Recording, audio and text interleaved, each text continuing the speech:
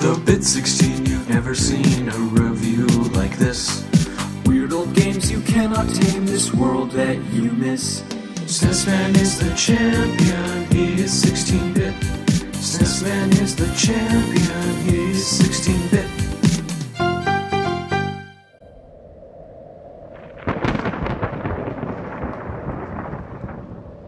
Hello, my name is SNES Man. Since Halloween is creeping up on us, I thought I'd review some horror games. The first on the list is the terrifying cult classic Zombies Ate My Neighbors.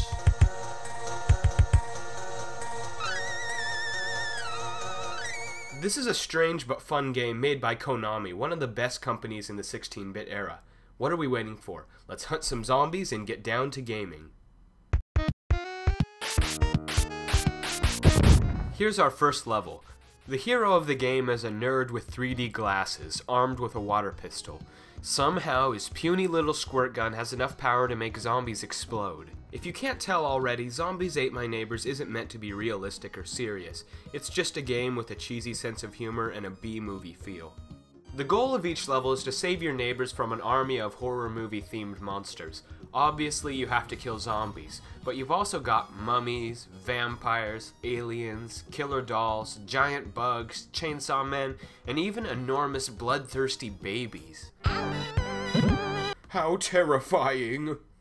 To take these goons down, you're armed with a wide array of weapons, like explosive soda cans, a fire extinguisher, a lawnmower, and a rocket launcher. You can also use special items by pressing X, like inflatable clowns that distract your enemies. As I already said, this game's not exactly serious. It does play like a well-made game though. The controls, for instance, are tight and responsive. Your character can move at a quick pace and can attack in all directions, which is nice. The Y button shoots and the X button uses special items.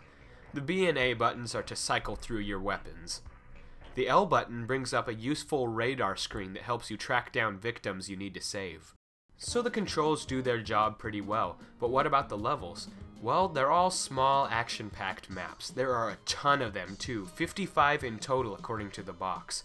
Because they had so many levels, they had to resort to recycling their scenery. That's why you'll see lots of the same suburbs and pyramids and shopping malls throughout the adventure. I wish there was more variation, but honestly, I can't blame the game developers. There wasn't much space on cartridges back then. But anyway, back to the levels themselves. They're actually pretty fun and interesting, and as you go they get harder and harder. It ramps up until you're playing a brutally tough game. The enemies get nastier and the weapons get rarer. This game is a miser with its ammo. Of course this doesn't become a problem until later in the game when everything's stronger than you and wants to rip your throat out. Your only hope of victory is the password mode. The game takes hours and hours to beat, so it's imperative that you use this. There are, however, two problems with using passwords. First, you can only skip to certain levels. Second, when you start you don't have any good weapons, so you'd better be as good as Rambo with that freaking water pistol.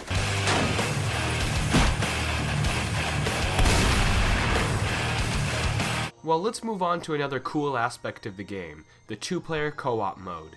One person plays as the glasses-wearing hero, and the other has to play as a chick, so you better call dibs as quick as possible. Anyway, it's fun to team up with somebody else on the zombie hunt.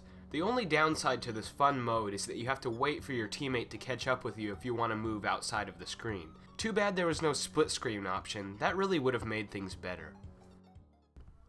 Things to make it better. Make the game shorter. We don't need so many recycled levels. Make passwords for every level, not just some of them. This way you could start right where you left off. Be more generous with items and weapons, especially later on in the game when the enemies get so much tougher. And finally, put in a split screen option for the two-player mode. In conclusion, this is a fun game with an amusing Halloween theme. It's not always perfect, but it's entertaining, action-packed, and still fun to this day. Zombies Ate My Neighbors scores a 7 out of 10. A good game. So that's Zombies Ate My Neighbors, but we're not done celebrating Halloween. Next up will be my final installment, Super Ghouls and Ghosts, the hardest game I own. I'll see you then.